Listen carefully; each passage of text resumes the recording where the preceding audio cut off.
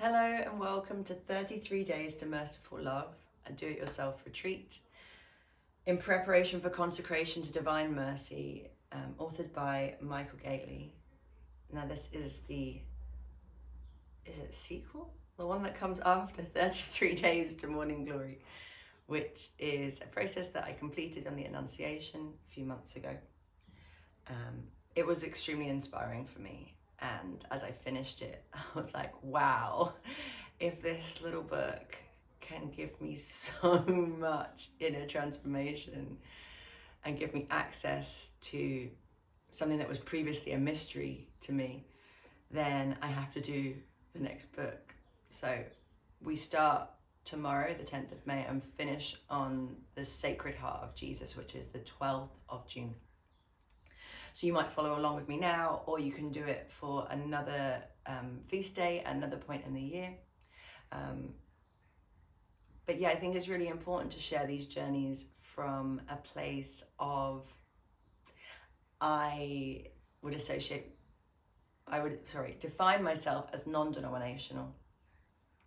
But these are some of the mysteries within Christianity, I would say, that maybe get lost in the day-to-day life of the church and what people see. I've explored lots of different faiths and I've found such beautiful nectar within each of them. Have these experiences of God and get to understand the path that each one is taking you along if you go within it and let the mind sort of relax past the institutionalized aspect of religion. And for me, it's really interesting because I was raised Catholic, so there was so much sort of trauma around it, suppression, shame that I've kind of worked through. But then getting to this point where I'm kind of going back to the teachings and seeing what it was all about all along, getting to have these experiences, which helped me to understand maybe some of the legwork that I've been doing my whole life and hadn't realized. So my motivation has been my experience from 33 Days of Morning Glory and how profound that was for me. It really felt,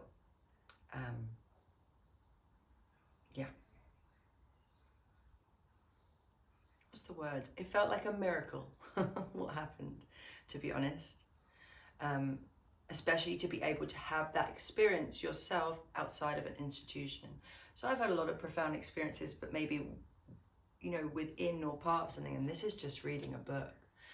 I really experienced this book as a transmission, that Father Gately must have such a deep experience of these teachings that he's able to then summarize them to such a way that through simple little things each day, the difference that it makes over 33 days, which isn't really that long a period of time in terms of how much the magnitude of the gifts that it offers. So I'm really looking forward to seeing what merciful love creates within myself. I don't know about you, but I don't really understand mercy. It's one of these things that I don't have a full grip on.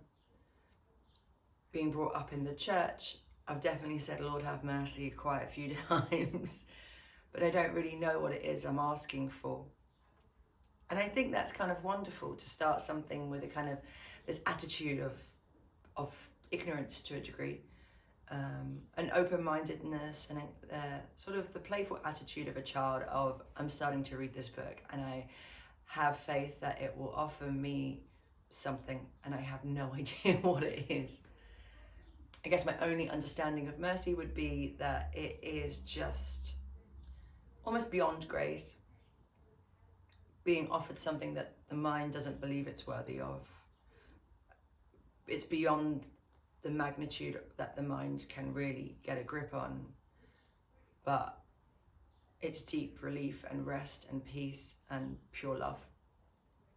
So I don't know I have to show this. It's just so moving. When I look at this image, I sought one who would console me. He's saying I looked for one who would console me. And I feel like I follow on with that in my head, and I found none. I think in the human world, it's hard to find one that can console you to the depth that you need to be consoled. And that's why I have such deep gratitude for my personal relationship with Jesus. I think there's many people out there these days who are having these experiences and relationships with Christ or the Divine Mother in more of a consciousness kind of idea rather than within any institution. I think that's really wonderful.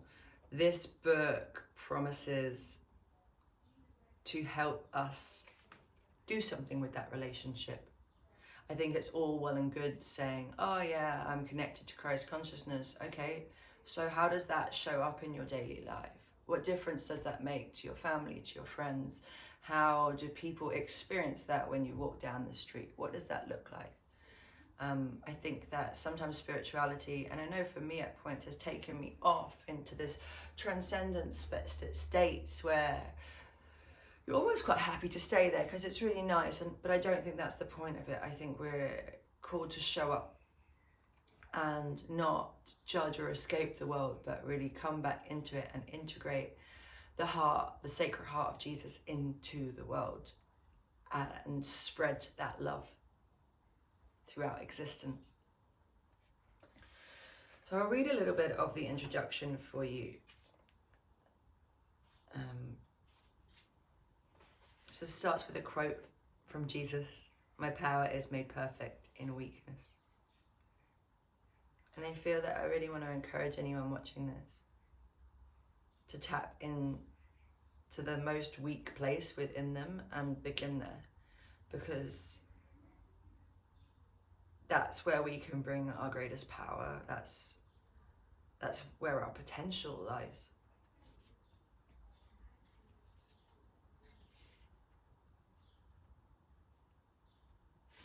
Okay. Introduction. Meet three friends. I'd like to begin by introducing three friends. Priest friend, a consecration to divine mercy. The first friend is Father Chris Allah, a priest in my community, the Marian Fathers of the Immaculate Conception. One day, Father Chris burst into my office after having just offered Mass. He looked like he'd just seen a ghost, so I stopped what I was doing and gave him my full attention. "Father Mike, do we have a consecration to divine mercy?" "No, at least I don't think so," I replied. "Well, we need one." During Mass, it hit me like a ton of bricks that we need a consecration to divine mercy, and I think you should write it. But if you don't, I will. I think it's really important, Mike. Nothing has ever hit me so strongly. I feel like the Lord really wants it. It was clear to me that the Lord had spoken to Father Chris's heart, but I didn't feel he was also speaking to my heart, asking me to write such a book, so I told Father Chris that he'd have to do it. College friend, a sequel to Marian consecration. The second friend is Mark Moran, an old college buddy.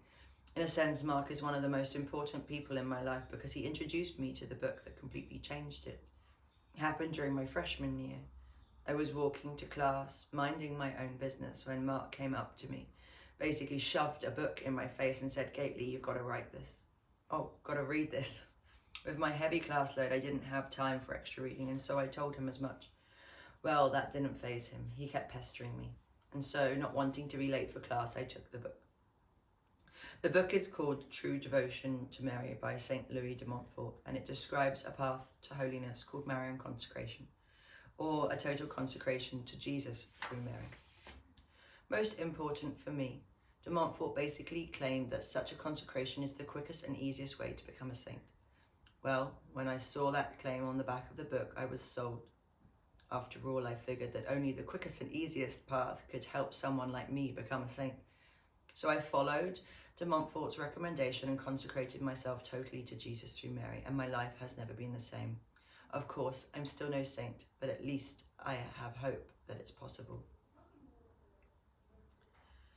I couldn't agree more with, I think I said earlier with that book. It was just, yeah. And if you want to do that before you do this, I have the playlist of it on my channel as well, that you can follow along with and then do this. I think that's the advised order. However, you could just pick Mercy if it doesn't resonate with you, to do, to consecrate yourself to the Immaculate Mother.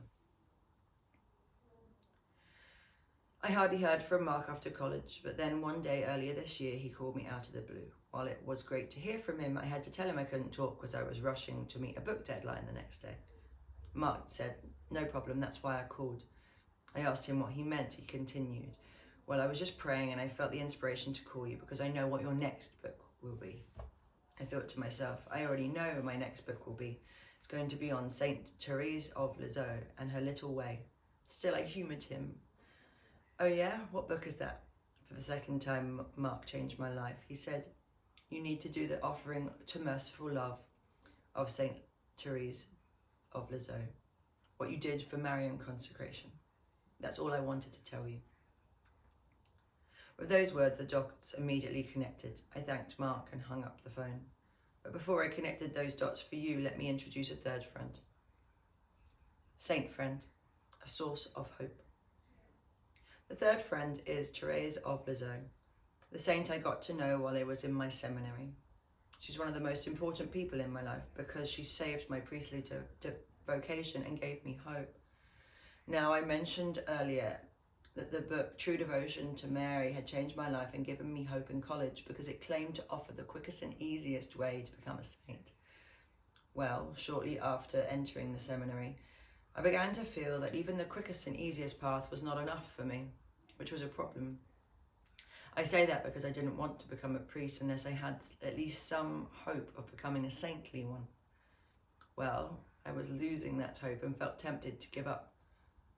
About the time of the temptations to leave the seminary were the worst, I started reading Story of a Soul, the spiritual autobiography of Saint Therese of Lisieux. It changed my life because Therese's spiritual doctrine called the Little Way gave me hope that even someone like me could become a saint. The only problem was that I also ran into a lot of thieves of hope after reading it. That's the name I gave to people I'd meet who would present Therese's teachings not as the little way for souls like me, but as the big way for spiritual elites. For example, they'd say things like, "That little Therese isn't so little, she's actually quite big." And then they'd go on to describe how heroic she was in her sacrifices, sufferings, virtues, and desires. Hearing such things, I'd think to myself, maybe the little way is too big for me, and I'd get depressed. But then I'd go back to her writings and find hope again. And then I'd listen to the thieves of hope again, so my spiritual life became something of a roller coaster, high with hope one minute and down with discouragement the next. All right, so when it came time for me to write my licentiate thesis, a big research paper for a degree in theology that most people have never heard of, I decided to take it as an opportunity to get off the roller coaster. In other words, I diligently searched through nearly all of St. Therese's writings in order to discover once and for all whether or not the little way really could give hope of being a saint, even to someone like me. So what did I find? Found great hope. Great, great hope. I discovered hidden treasures in Therese's writings that made me say over and over, "Why haven't I heard this before?" I read things that totally demolished the arguments of thieves of hope and those discoveries completely changed my life. To use Therese's own words, her teaching set me full sail upon the waves of confidence and love. With this book, I now want to share those amazing treasures that gave me hope in the seminary and still inspire me. But before we begin,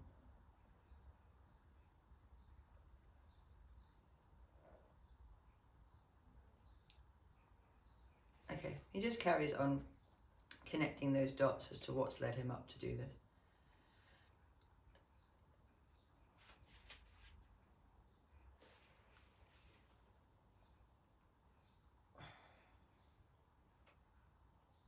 I think in this world, as he calls them, thieves of hope, might sometimes, the way I experience them, call them dark forces of evil.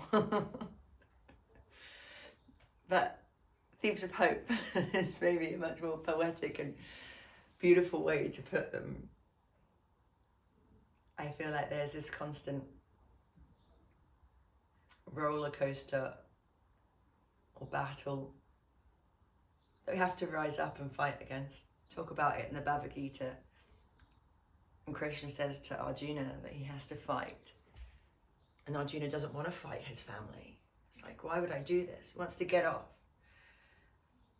And I think that so often we kind of are on this roller coaster that we want to get off and we don't have the way. We're like, I don't want to do this, but we're riding it up and down. And honestly, I feel like this book is a way. It's a really incredible way that is really low effort to having such incredible inner transformation. Like such waves of pure love arriving seemingly from nowhere. Like towards the end of my consecration to the Immaculate Mother, I remember just weeping in gratitude at feeling the relief of what could be taken from me. And the Thieves of Hope exist in your own mind. They're the voice that tells you you're not good enough, that it's not worth it, that, it's too big for you. So if you've made it this far, I'd really love to encourage you to show up every day for the next 33 days. Ignore the Thieves of Hope. Listen to the still small voice in your heart. And just commit to listening to this. I'm going to be joined by my mother for a lot of it, which is going to be really beautiful. It means a lot to me to get to share this journey with her. She has been a great inspiration to me throughout my life, and carried faith for me when I had none. We'll be doing maybe 10 to 20 minute videos. So it's not a big commitment, but from my previous experience, it can change your life in a really beautiful way. So, like, who doesn't want merciful love in their life? I don't really get what it is, but I know that I want it. And I feel like it's possible. So, we start here. Tomorrow I'll post the first video, and I really hope that you will share this journey with me as we explore these teachings for the next 33 days and see how Christ wants to move through us into this world. Sending you so much love.